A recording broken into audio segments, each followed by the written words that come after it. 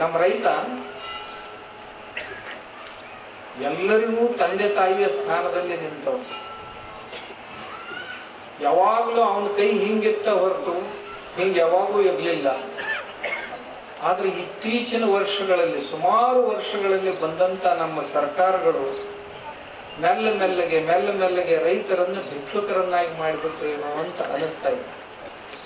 ಕೊಡುವಂಥ ಸಾಮರ್ಥ್ಯವುಳ್ಳಂಥ ಮನುಷ್ಯನನ್ನ ಭಿಕ್ಷುಕರನ್ನಾಗಿ ಮಾಡಿ ನಿಲ್ಲಿಸಿಬಿಟ್ರಲ್ಪ ಅನ್ನೋ ಒಂದು ತಾಪ ಎಲ್ಲರನ್ನು ಕಾಡ್ತಾ ಇದೆ. ನಮ್ಮಲ್ಲಿ ಕೂಲಿ ಮಾಡ್ಕೊಂಡು ಬಂದವ ಸಹಿತ ಚನ್ವೀರ್ ದೇವರ ಪಟ್ಟಾಧಿಕಾರ ಆಯ್ತಂದ್ರ ಆ ಮಾಡ್ಕೊಂಡು ಬಂದಿದ್ರಾಗ ಮತ್ತೊಂದಿಷ್ಟು ನಂದು ಇರ್ಲ್ರಿ ಮಠಕ್ಕೆ, ಈ ಧರ್ಮ ಕಾರ್ಯಕ್ಕೆ ಇರ್ಲಿ, ಈ ಸಮಾಜ ಕಾರ್ಯಕ್ಕೆ ಇರ್ಲಿ ಅಂತ ಕೊಡುವವರ ಸಂಸ್ಕೃತಿ ನಮ್ದು. ಆ ಕೊಡುವವರ ಸಂಸ್ಕೃತಿಯನ್ನ ಹಾಳುಗೆಡಿವಿ ನಾವು ಇವತ್ತ ಬೇಡುವವರ ಸಂಸ್ಕೃತಿಯನ್ನಾಗಿ ಪರಿವರ್ತನೆ. ನಮ್ಮ ಜನರಿಗೆ ಏನು ಕಡಿಮೆ ಐತಂತಿಲ್ಲ.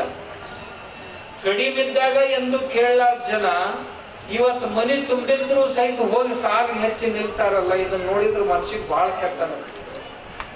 ಯಾವಾಗ ಮನ್ಯಾಗ ಇರ್ಲಿಲ್ಲಲ್ಲ ಅವಾಗ ಎಂದೂ ಸಾಲಿನಾಗ ಹೋಗಿ ನಿಂತಿರ್ಲಿಲ್ಲ. ಇವತ್ತು ಮನೆಯೊಳಗೆ ಸಾಕಷ್ಟು ಐತಿ. ಈ ದೇಶದಾಗ ಯಾರೂ ಉಪವಾಸ ಮಲಗುವಂತ ಸ್ಥಿತಿ ಇಲ್ಲ ಇವತ್ತು.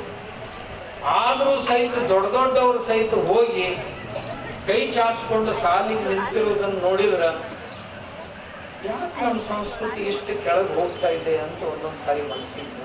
ಈಗ ಯಾಕಾಯ್ತು ಅಂದ್ರೆ ನಮ್ಮ ರೈತ ತನ್ನ ಮನೆ ಮತ್ತು ತನ್ನ ಭೂಮಿಯನ್ನ ಕೇಂದ್ರವಾಗಿಟ್ಟುಕೊಂಡು ಕೃಷಿಯನ್ನ ಮಾಡಬೇಕಾಗಿತ್ತು. ಆದ್ರೆ ಇವತ್ತಿನ ದಿವಸ ರೈತನ ಕೃಷಿ ಅಥವಾ ಅವನ ಕೃಷಿಗೆ ಅವನ ಭೂಮಿ ಮತ್ತು ಅವನ ಮನೆ ಕೇಂದ್ರ ಸ್ಥಾನದಲ್ಲಿ ಇಲ್ಲ. ಯಾರು ಕೇಂದ್ರ ಸ್ಥಾನದಲ್ಲಿದ್ದಾರ?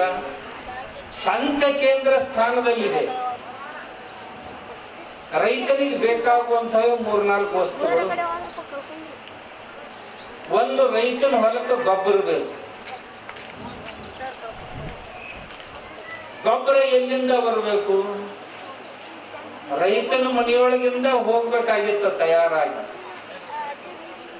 ಅದು ಸರ್ದು ಹೋದ್ ಮೊದಲು.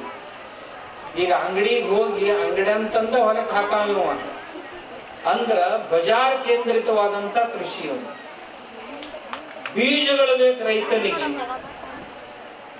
ಬೀಜಗಳನ್ನ ತಾನೇ ತಯಾರು ಮಾಡಿ ಇಡ್ತಿದ್ದ, ಇಟ್ಟು ಅವುಗಳನ್ನು ಬಿತ್ಕೋತಿದ್ದ. ಆದ್ರೆ ಇವತ್ತಿನ ದಿವಸ ಬಜಾರ್ದೊಳಗಿಂದ ಬಿತ್ತೋ ದಿವಸನ ಹೋಗಿ ಮುಂಜಾನೆ ತಗೊಂಡು ಬರ್ತಾನೆ. ಅಂದ್ರೆ ಇವನ ಮನೆಯಿಂದ ಇವನ ಹೊಲದಿಂದ ಹೋಗ್ಬೇಕಾದಂತ ಬೀಜಗಳು ಬಜಾರ್ದಿಂದ ಬಂದು ಬಜಾರ್ ಕೇಂದ್ರಿತ ಆಗ್ಬಿಡ್ತು.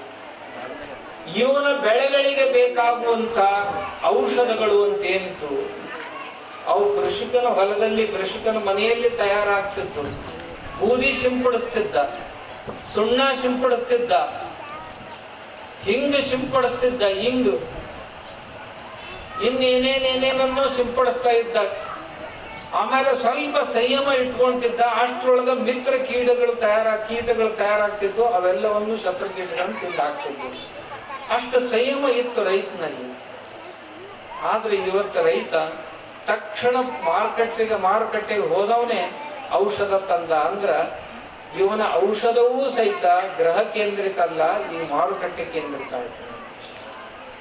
ಆನಂತರ ಇವನಿಗೆ ಬೇಕಾಗುವಂತ ಯಂತ್ರ ಸಾಮಗ್ರಿಗಳು ಮನೆಯಲ್ಲೇ ತಯಾರು ಮಾಡ್ಕೊಳ್ತಿದ್ದ. ಎತ್ತುಗಳನ್ನ ಕೇಂದ್ರವಾಗಿಟ್ಟುಕೊಂಡು, ಹಸುವನ್ನ ಕೇಂದ್ರವಾಗಿಟ್ಟುಕೊಂಡು ಮನೆಯಲ್ಲಿ ಎಲ್ಲವನ್ನೂ ತಯಾರಿಸ್ತಾ ಇದ್ದ. ಆದ್ರೆ ಇವತ್ತಿನ ದಿವಸ ಯಂತ್ರಗಳನ್ನ ಅವಲಂಬಿಸಿ, ಆ ಯಂತ್ರಗಳನ್ನ ಬ್ಯಾಂಕಿನ ಮೂಲಕ ಖರೀದಿಸಿ, ಬ್ಯಾಂಕಿನವರು ವಸೂಲಿಗೆ ಬಂದ್ರು ಅಂದ್ರೆ ಮುಖ ತಪ್ಪಿಸ್ಕೊಂಡು ಓಡಿ ಹೋಗುವಂತ ಸ್ಥಿತಿ ರೈತರಿಗೆ ಬಂತು. ಇವಂದ ಹೊಲ, ಇವಂದ ಮನಿ, ಇವನ ಸಾಲ ತಗೊಂಡಾನ, ಆದ್ರೆ ಮಾರಿ ತಪ್ಪಿಸ್ಕೊಂಡು ಅಡ್ಡಾಡುವಂತ ಸ್ಥಿತಿ ರೈತರಿಗೆ ಬಂತಲ್ಲ. ಯಾರು ತಂದ್ಕೊಡ್ತಾರೆ?